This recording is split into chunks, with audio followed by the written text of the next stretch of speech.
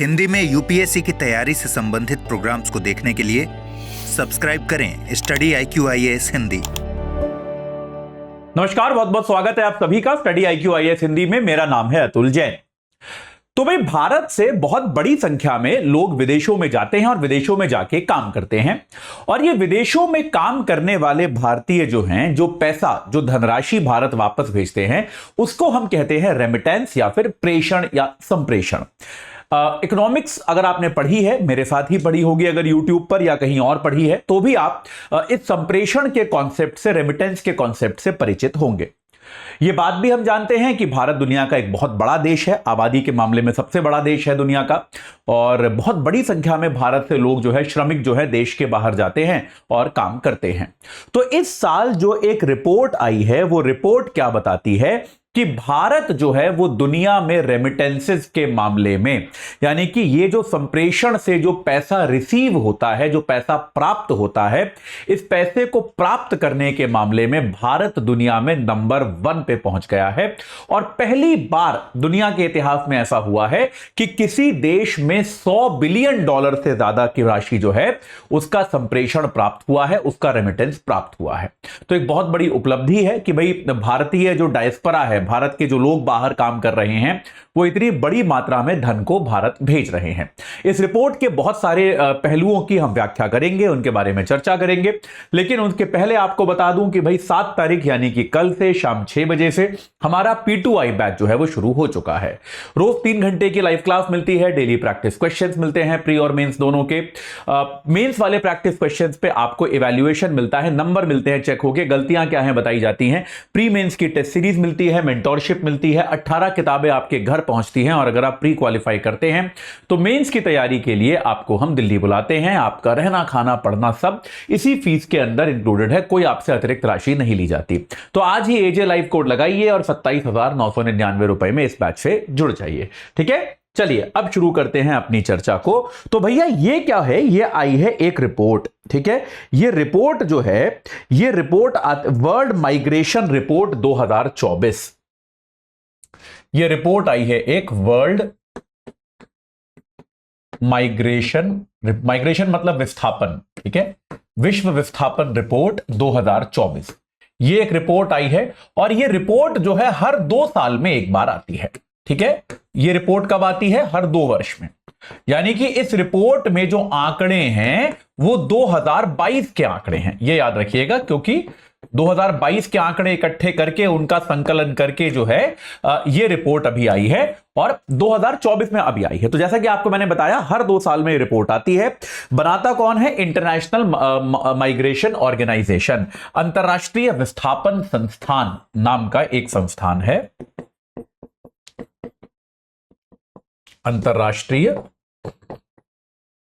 विस्थापन संस्थान नाम का एक संस्थान है, जाना माना है, और सन 2000 से यह रिपोर्ट वो पब्लिश कर रहा है हर 2 साल बाद। IMO, इंटरनेशनल माइग्रेशन ऑर्गेनाइजेशन, तो ये जो है, ये संस्थान जो है, international organisation of migration, IOM जो है, ये संस्थान जो है आमतौर पे इस रिपोर्ट को पब्लिश करता है हर 2 वर्ष के बाद। और इसमें क्या होता है, दुनिया भर में माइग्रेशन के जो नए ट्रेंड हैं, विस्थापन को लेकर दुनिया में जो परिवर्तन हो रहे हैं, जो बदलाव हो रहे हैं, उन परिवर्तनों की यह व्याख्या करता है। तो इस रिपोर्ट की समरी में आप लोगों के लिए लेकर आया हूं आज। तो यह रिपोर्ट क्या बताती है कि भाई, रेमिटेंस को लेकर भारत में 2022 में, भारत में सन 2022 में कुल रेमिटेंस कितना आया रिपोर्ट के हिसाब से? $111 बिलियन। $111 बिलियन का रेमिटेंस भारत को प्राप्त हुआ सन 2022 में। और यह कहता है, यह न सिर्फ दुनिया में नंबर 1 है, न सिर्फ ये दुनिया में सबसे ज्यादा है, बल्कि दुनिया के इतिहास में पहली बार $100 बिलियन से अधिक हुआ है। कि दुनिया के इतिहास में पहली बार ऐसा हुआ है कि $100 बिलियन से अधिक जो रेमिटेंस किसी एक देश को एक वर्ष में प्राप्त हुआ है, यह पहली बार हुआ है। क्योंकि नंबर 1 की रैंक पे इंडिया पहले भी रह चुका है। जैसे आमतौर पे भारत और चीन के बीच में नंबर 1-2 चलता रहता था, तो आप देखेंगे इसके पहले भी भारत 2010 में, 2015 में, 2020 में, ये कुछ वर्ष जो थे ऐसे, इनमें यह माना गया था कि रेमिटेंस में भारत जो है नंबर 1 पे रहा है, लेकिन तब भी कभी भी इतना ज्यादा रेमिटेंस कि वो $100 बिलियन से ज्यादा हो जाए, ऐसा कभी भी नहीं हुआ, ये कभी भी नहीं देखा गया। ठीक है, तो $100 बिलियन से ज्यादा भारत का रेमिटेंस है और बाकी देशों में ज्यादा वृद्धि नहीं हुई है। तो ऐसा नहीं है कि बाकी हर जगह का ही रेमिटेंस बढ़ गया है। दूसरे स्थान पर जो है, पहले स्थान पे भारत है, दूसरे स्थान पर इस बार चाइना नहीं है। मेक्सिको ने चाइना को इस मामले में पछाड़ दिया है और मेक्सिको जो है वो दूसरे नंबर पर आ गया है। मेक्सिको में $61 बिलियन का रेमिटेंस आया है और वो दूसरे नंबर पे आ गया है। और तीसरे नंबर पे चीन का स्थान आता है। चीन में $51 बिलियन का रेमिटेंस आया है। तो चीन में बहुत ही अप्रत्याशित गिरावट मानी जा रही है ये, कि भाई चीन में रेमिटेंस बहुत गिरा है। उसका एक बहुत बड़ा कारण यह माना जा रहा है कि कोविड के बाद चीन ने एक बहुत ही कठोर जीरो कोविड पॉलिसी लगाई थी। तो यह माना जा रहा है चीन ने एक बहुत ही कठोर जीरो कोविड नीति लगाई थी, जिसके तहत चीन के लोगों को बाहर जाने और काम करने पर बड़े कठोर प्रतिबंध लगाए गए थे। तो यह एक प्रमुख कारण माना जा रहा है कि चीन के जो ये विस्थापन के नंबर हैं ये इतने अधिक गिर गए हैं। ठीक है, यह माना जा रहा है। अब देखिए, साउथ एशिया हो गया आपका, दक्षिण एशिया हो गया, दक्षिण पूर्व एशिया हो गया, ये क्षेत्र जो है ये आमतौर पे विस्थापन में टॉप पर रहते हैं। इसमें कोई बहुत नई बात नहीं है, बहुत अनोखी बात नहीं है। जैसे आप देखेंगे साउथ एशिया के जो 3 प्रमुख देश हैं, अगर मैं आपसे कहूं दक्षिण एशिया के 3 बड़े देश कौन से हैं, तो आप सभी बोलेंगे भारत है, पाकिस्तान है और बांग्लादेश है। भाई बड़े देश तो दक्षिण एशिया के यही है ना, जिनमें अच्छी खासी आबादी है। ऐसे देश तो यही 3 है। ये तीनों देश टॉप 10 के अंदर फीचर करते हैं। भारत तो रैंक 1 पे है, आप जानते ही हैं, भारत की तो फर्स्ट रैंक है। इसके अलावा पाकिस्तान भी 6ठे नंबर पे है और बांग्लादेश भी 8वें नंबर पर है। तो आप देखेंगे ये देश जो हैं, ये जबकि पाकिस्तान और बांग्लादेश फिर भी ठीक कर रहा है आर्थिक तौर पे।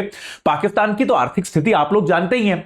उसके बाद भी रेमिटेंस के मामले में पाकिस्तान दुनिया में 6ठे नंबर पे है, बांग्लादेश दुनिया में 8वें नंबर पे है। पाकिस्तान में यह आंकड़ा, ये रिपोर्ट कहती है करीब $30 बिलियन के आसपास रेमिटेंस आया है और बांग्लादेश में करीब $21.5 बिलियन के आसपास का रेमिटेंस प्राप्त हुआ है।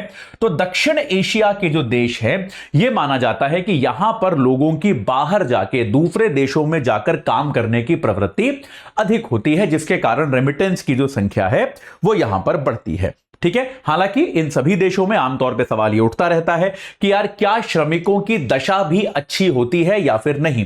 क्या इन देशों में इस बात पर भी ध्यान दिया जाता है कि भाई जो श्रमिक बाहर जाके काम कर रहे हैं उनकी दशा बेहतर हो, उनका जीवन जो है वो अच्छा चले, क्या इस पर कोई ध्यान दिया जाता है कि नहीं? ये सवाल तो हमेशा बना ही रहता है और इसका एक सही जवाब आमतौर पे मिल नहीं पाता। तो अगर आप देखेंगे तो ये लोग जो जाते हैं, ये जाते कहां हैं, कि भाई ऐसे कौन से देश हैं जो बहुत बड़े मैग्नेट हैं, जो बहुत ज्यादा संख्या में, मात्रा में विस्थापितों को आकर्षित करते हैं। तो खाड़ी देश जो हैं आपके यहां दुनिया में, खाड़ी देश एक बहुत बड़ा ऐसा मैग्नेट माने जाते हैं जहां पर बहुत बड़ी संख्या में विस्थापित आमतौर पे जाते हैं। तो खाड़ी देश में अगर आप देखेंगे तो ये 3 देशों के नाम इस रिपोर्ट में लिखे हैं, यूएई हो गया, कुवैत हो गया और कतर हो गया, जहां पर ज्यादातर आबादी वास्तविकता में विस्थापितों की ही है, कि यहां के मूल निवासी बहुत कम है। ज्यादातर लोग वही हैं जो बाहर से काम करने आए हैं। जैसे यूएई में 88% आबादी जो है बेटा वो विस्थापितों की है। यह रिपोर्ट कहती है कुवैत में 73% आबादी जो है वो विस्थापितों की है और कतर में 77% आबादी जो है वो आपके विस्थापितों की है। तो यह दिखता है कि भाई ये जो है, ये देश बहुत बड़े मैग्नेट जो हैं ये माने जा सकते हैं विस्थापितों के लिए। बहुत बड़ी संख्या में विस्थापितों को ये आकर्षित करते हैं। रेमिटेंस में तो भारत नंबर 1 पे है ही है। इसके अलावा विस्थापितों को बाहर भेजने के मामले में भी, कि भाई किस देश से विस्थापित जाते हैं, इसमें भी भारत नंबर 1 पे है। भारत से लगभग 1.8 करोड़ विस्थापित जो लोग हैं वो बाहर गए हैं। कितना? 18 मिलियन ही है ना नंबर में एक बार, हाँ 18 मिलियन लोग हैं।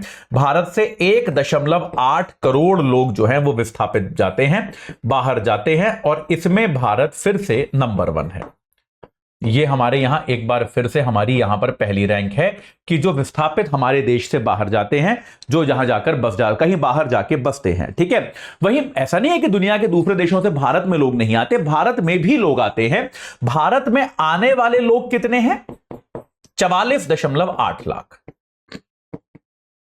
तो इस तरह से एक विस्थापितों को आकर्षित करने वाले देशों में भारत की 13वीं रैंक है कि कुल विस्थापित जो है वो कितनी संख्या में आते हैं। तो इसमें जो है भारत की निश्चित तौर पे 13वीं रैंक है, यह बात यहां पे क्लियर होती है। इसके अलावा अगर आप देश और मतलब दो देशों के द्विपक्षीय जो विस्थापितों का संबंध होता है, तो कौन से दो ऐसे मतलब द्विपक्षीय नेटवर्क हैं कि भाई देश ए से लोग देश बी में जा रहे हैं, ऐसे अगर आप टॉप 10 नेटवर्क निकालेंगे कि भाई ऐसे भाई देश ए से लोग देश बी में जा रहे हैं, ऐसी संख्या सबसे ज्यादा किसमें है? तो ऐसे में 4 ऐसे नेटवर्क हैं भारत के जो टॉप 10 में आते हैं। पहला है भारत और यूएई का। तो टॉप 10 में अगर हम बात करें तो भारत के 4 नेटवर्क आते हैं, जिसमें पहला है भारत और यूएई का। भारत और यूएई का जो श्रमिकों का विस्थापितों का आदान प्रदान है वो दुनिया के टॉप 10 में आता है। भारत और यूएस का, ये हम मान रहे थे, भारत और यूएस भी भाई बहुत लोग जाते हैं भारत से, भारत और यूएस का भी आदान प्रदान आता है। भारत और सऊदी अरब का ये आदान प्रदान भी जो है दुनिया के टॉप 10 में आता है। और चौथा भारत और बांग्लादेश का।